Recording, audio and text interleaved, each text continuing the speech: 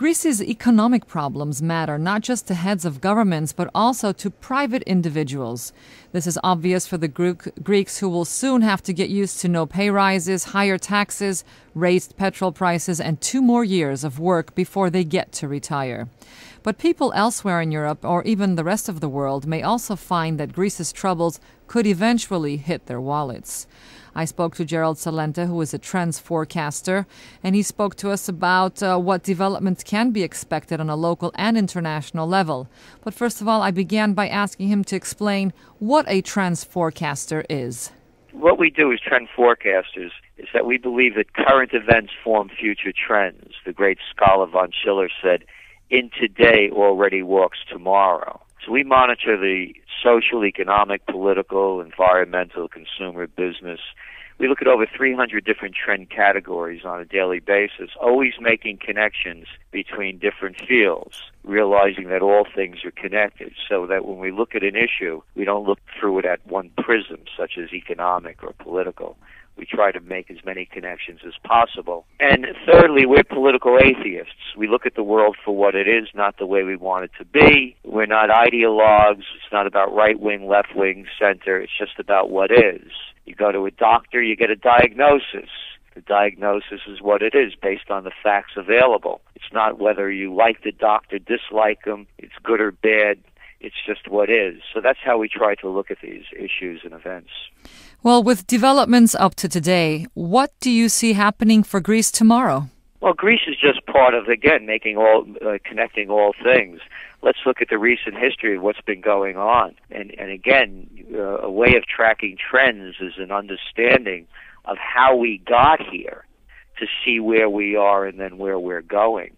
So over the last decade or so, there's been rampant speculation worldwide of people from Russia to China, from Australia to the UK to the US. Everyone's been on a borrowing binge.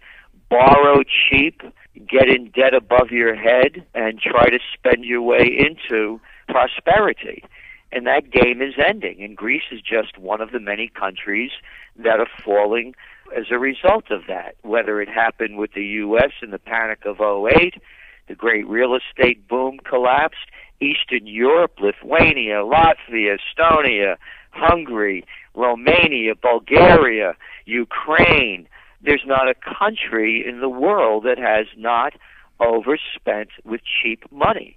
And just with Greece, it's just coming home to roost because their economy is one of the weaker ones. Now, the Greek Prime Minister George Papandreou met with the French President Nicolas Sarkozy on Sunday. Sarkozy sent out a message to speculators, telling them that they should beware because the Eurozone's biggest powers will back Greece through the debt crisis that has jeopardized all 16 nations in the common currency.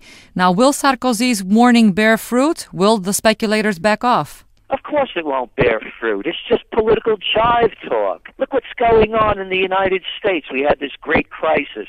Let me make something very clear for all those people that still have a brain that could think. This is not capitalism. This is not free markets.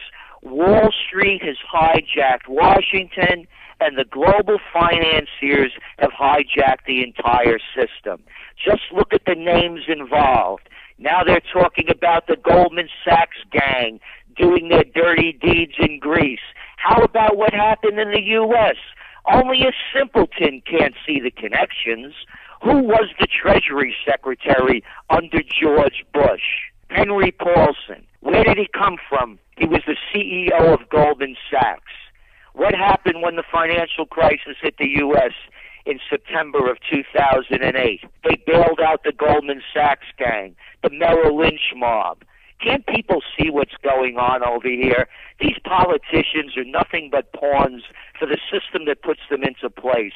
Again, this isn't rhetoric. Look where they get their money from. Look where they get their backing from. These are the kind of statements Sarkozy, Brown, and Obama make only to placate the public, pretending that they're doing something. Now that you mentioned Obama, the Greek Prime Minister is also going to see Obama on Tuesday. Can we expect anything from this meeting? Well, what can you expect from Obama, the man of change and hope? He's recreated the entire system that existed before. Look at the people in the government. Where did the U.S. Treasury Secretary come from? Oh, he was the former president of the New York Federal Reserve Bank. Who's his chief aide? He's from Goldman Sachs. Who's the head of the Commodities Future Exchange Commission? He's from Goldman Sachs. Who are the people that deregulated the entire system? Go back, go over the numbers, look at the facts. Robert Rubin under the Clinton administration. Where was he from? Goldman Sachs. As I said, only the deaf, the blind, the ignorant, or those that are afraid to face the future can't see what's going on. The global economy's been hijacked. It's the biggest bank robbery in world history, but the banks are doing the robbing. So what can the citizens of this world do? Continue to do what the Greek people are doing. Keep going out to the streets.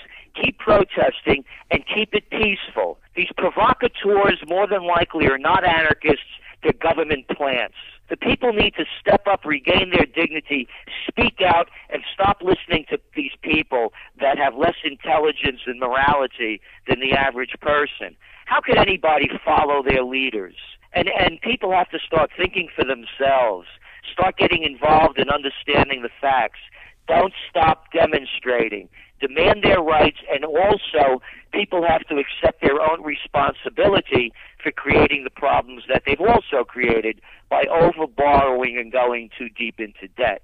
They have to cut back on expenses. They have to go back to what makes Europe Europe, and that is the quality of life, the quality of the foods, the quality of the family, the quality of the diversity.